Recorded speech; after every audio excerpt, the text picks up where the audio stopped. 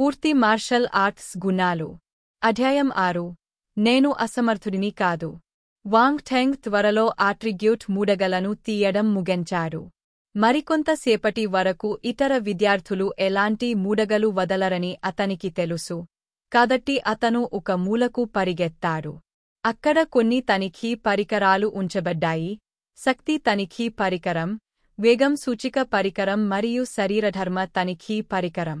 ఇది యుద్ధ శిష్యుల భౌతిక స్థితిగతులను పరీక్షించడానికి ఉపయోగించే అన్ని పరికరాలు. అవి తక్కువ లోపంతో మరింత ఖచ్చితమైనవి. వాంగ్ ఠెంగ్ ముందుగా బలం తనిఖీ పరికరం ముందు ఆగిపోయారు. అతను ప్రాథమిక పిడికిలి నైపుణ్యాన్ని నేర్చుకున్నాడు, కాబట్టి అతను తన బలాన్ని సరిగ్గా ఎలా ఉపయోగించాలో తెలుసు. ఇతర వ్యక్తులు దీన్ని నేర్చుకోవడానికి కనీసం 1 నెల సమయం పడుతుంది. మేధావికి కూడా దాదాపు 10 రోజులు కావాలి. అయినప్పటికీ వాంగ్ ఠెంగ్ 1 నెల మాత్రమే ఉపయోగించారు. అతనికి అది కొన్ని గుణం బూడగలు మాత్రమే. ప్రపంచంలో నైపుణ్యం నేర్చుకోవడానికి ఇదే అతి తక్కువ సమయం. ఇది చాలా చిన్నది, ఇతర వ్యక్తులు దానిని ఊహించడానికి కూడా ధైర్యం చేయలేదు. వాంగ్ ఠెంగ్ నెమ్మదిగా హంగెమలోకి వచ్చి లోతైన శ్వాస తీసుకున్నారు. ఆ తర్వాత శరీరానికి విశ్రాంతినిస్తూ కళ్ళు మూసుకున్నారు. అకస్మాత్తుగా కళ్ళు తెరిచాడు. అతను తన ఎరను చూస్తున్నట్లుగా తన చూపును అతని ముందు ఉంచాడు. అప్పుడు అతను కదిలాడు. గట్టిగా నేలమీద అడుగులు వేసి నడుముని కాస్త కదిలించాడు. పిడికిలితో దాడి చేయడంతో అతని వెన్నెముక విల్లులా బిగుసుకుపోయింది. మ్యాన్! వాంగ్ ఠెంగ్ యొక్క పిడికిలి బలం తనిఖీ పరికరాన్ని కొట్టింది. ప్రదర్శనలో ఉన్న సంఖ్య చివరకు ఆగిపోకముందే హింసాత్మకంగా దూకడం ప్రారంభించింది. అది 143 కిలోలు. నిన్న అతను రాత్రి ఇంటికి వెళ్లినప్పుడు అతని బలం 135 పాయింట్ల వద్ద ఉంది. ప్రస్తుతం అతను 8 పాయింట్లు సాధించి మొత్తం 143 పాయింట్లకు చేరుకున్నారు. ఇది పరికరంలోని నంబర్తో సమానంగా ఉంటుంది. అతని బలం సాధారణ వ్యక్తి యొక్క పరిమితికి చేరుకుంది. ఇది సాధారణ వ్యక్తి యొక్క పరిమితి అని గమనించాలి. తీరని పరిస్థితిలో ఉన్న మానవుడు తన పరిమితులను దాటి వెళ్లగలిగాడు. అయితే ఒక సాధారణ వ్యక్తి అలా చేయడం చాలా కష్టం. నిజానికి ఇది చాలా కష్టం. తిరిగే ఆలోచిస్తే అతని ప్రారంభ బలం 50 వద్ద ఉంది. ఇది సాధారణ వ్యక్తి యొక్క బలం. అదృష్టవశాత్తు నేను అసమర్థుడిని కాదు. వాంగ్ ఠెంగ్ తనను తాను ఓదార్చుకున్నారు. తర్వాత స్పీడ్ ఇండికేటర్ దగ్గరకు వెళ్లి నిల్చున్నారు. స్పీడ్ ఇండికేటర్ నడుస్తున్న యంత్రంలా కనిపించింది. ఒక వ్యక్తి దానిపై పరిగెత్తినప్పుడు క్రింద ఉన్న చక్రాలు తిరుగుతాయి మరియు వ్యక్తి యొక్క వేగం లెక్కించబడుతుంది. వాంగ్ ఠెంగ్ తేలికపాటి జాగ్తో ప్రారంభించారు.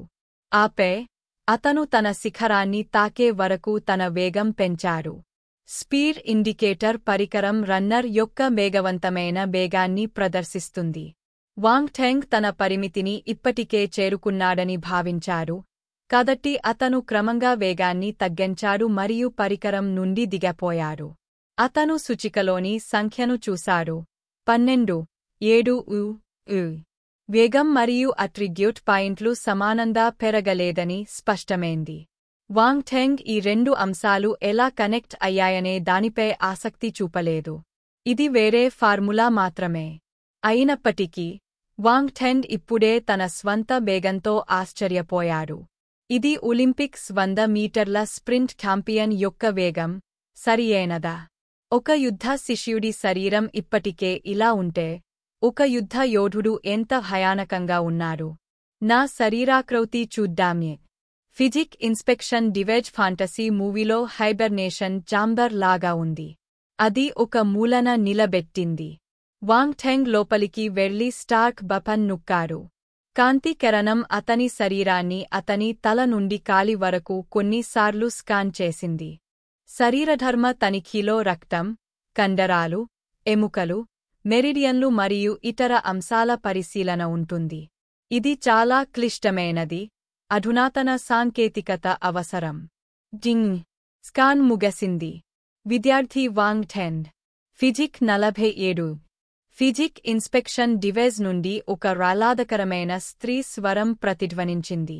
టీఎస్కే వాయిస్ ప్రసార వ్యవస్థ కూడా ఉంది. స్పీడ్ ఇండికేటర్ పరికరం మరియు ఫిజిక్ ఇన్స్పెక్షన్ డివైజ్ ఎంత అధిక నాణ్యతతో ఉన్నాయో వాంగ్ థెంగ్ ఆశ్చర్యపోయాడు. అతను తనలో తాను ఆశ్చర్యపోయాడు. నా ఫిజిక్ 47, నా ఫిజిక్ అట్రిబ్యూట్ పాయింట్స్ కూడా అంతే. వేగ లక్షణం మాత్రమే భిన్నంగా ఉన్నట్లు కనిపిస్తోంది. పక్క గోడకు వేలాడదీసిన లెవెల్స్ ఆఫ్ మార్షల్ శిష్యుల చార్ట్ వైపు చూశారు. ప్రారంభ దశ యుద్ధ శిష్యుని ప్రామాణిక బలం 100 కిలోల నుండి 300 కిలోలు. 100 మీటర్ల వేగం 9 నుండి 7 సెకన్లు, అంటే 11 నుండి 14, 28 చివరగా శరీరాకృతి 30 నుండి 50 మధ్య ఉంది. స్పష్టంగా వాంగ్ థెంగ్ అప్పటికే ప్రారంభ దశ యుద్ధ శిష్యుడు. ఈ ఫలితంతో ఆయన సంతృప్తి చెందారు. అతను ఎందుకు సంతృప్తి చెందకూడదు? ఒక్కరోజులో పైకి ఎదగగలనని అనుకున్నాడా? అతను సాధారణ మానవుడి నుండి ప్రారంభ దశ యుద్ధ శిష్యుడిగా అప్గ్రేడ్ చేయడంలో ఇప్పటికే చాలా సమయాన్ని ఆదా చేశాడు. తృప్తిగా ఉండడం నేర్చుకోవాలి. నేను ఈ రోజు ఇంటర్మీడియట్ స్పేస్ మార్షల్ శిష్యుడిని కావాలని లక్ష్యంగా పెట్టుకున్నాని. రోజంతా శిక్షణ లాబీలో ఉండాలని నిర్ణయించుకోవడంతో వాంగ్ థెంగ్ ఉత్సాహంతో నిండిపోయాడు. అతను ఎక్కడికి వెళ్లడం లేదు. ఇతర విద్యార్థులందరూ తమ శిక్షణపై దృష్టి సారించి సొంతంగా సాధన చేస్తున్నారు. వాంగ్ థెంగ్ యొక్క పరీక్ష ఫలితాన్ని వారు గమనించలేదు. అన్ని తరువాత వారు కలుసుకోవడం ఇదే మొదటిసారి. ఇతరుల సామర్థ్యాలను పరిశీలించడం అసభ్యకరం. వాంగ్ థెంగ్ ఇప్పుడే తన పరీక్షను చేస్తున్నప్పుడు విద్యార్థుల పక్కన మరికొన్ని గుణ బూడగలు పడిపోయాయి. వాంగ్ థెంగ్ కళ్ళు వెలిగిపోయాయి. అనాలోచితంగా వారిని దాటి నడిచినట్లు నటించి గుణగణాలను కైవసం చేసుకున్నాడు.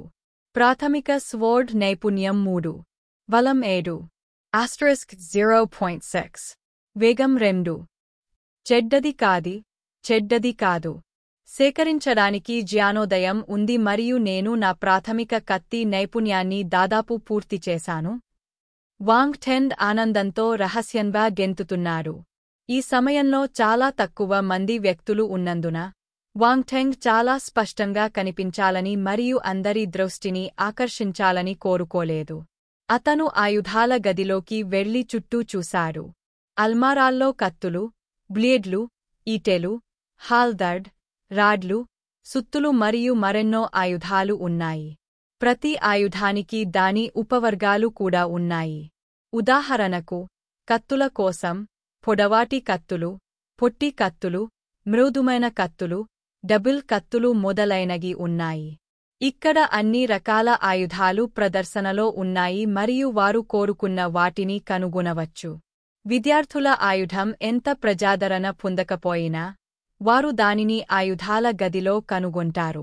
వాంగ్ థెంగ్ కత్తులతో సెల్ఫ్ ముందు నిలబడి కొంతసేపు గమనించారు.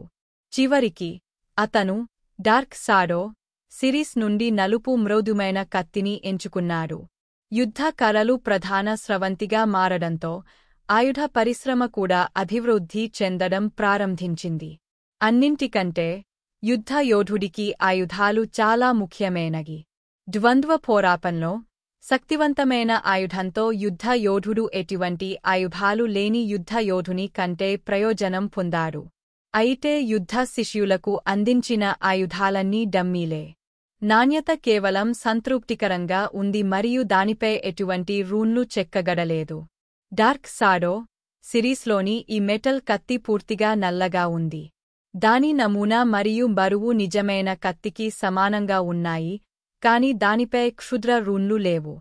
మీరు నిజంగా పోల్చాలనుకుంటే ఈ కత్తిని తయారు చేయడానికి అయ్యే ఖర్చు కొన్ని $100 మాత్రమే. మరోవైపు నిజమైన కత్తిని తయారు చేయడానికి కొన్ని $100,000 ఖర్చవుతుంది. వ్యత్యాసం భారీగా ఉంది. వాంగ్ థెంగ్ తన చేతిలోని బ్లాక్ మెటల్ కత్తిని తూకం వేశారు. ఇది సరిగ్గానే అనిపించింది. పురుషులు అన్ని రకాల ఆయుధాల పట్ల మొద్దు మరియు కోరిక కలిగే ఉంటారు. చాలా మంది వ్యక్తులు బహుశా కత్తిని పట్టుకుని పగలి ప్రపంచాన్ని సవాలు చేయాలని కలలు కన్నారు.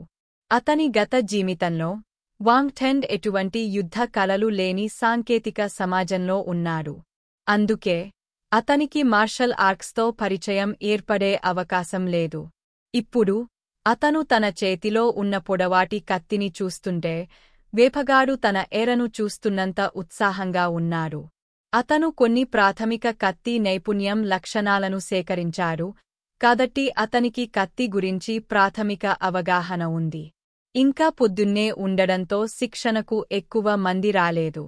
సేకరించడానికి బుడగలు లేకపోవడంతో వాంగ్ థెంగ్ తన ప్రాథమిక కత్తి నైపుణ్యం యొక్క శక్తిని పరీక్షించడానికి ఈ సమయాన్ని ఉపయోగించుకున్నాడు.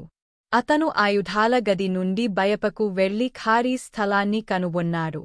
దృష్టి మరియు హంగెమలోకి వచ్చిన తర్వాత అతను తన జ్ఞాపకశక్తి ఆధారంగా తన కత్తి నైపుణ్యాన్ని సాధన చేయడం ప్రారంభించాడు. Slash slash slash.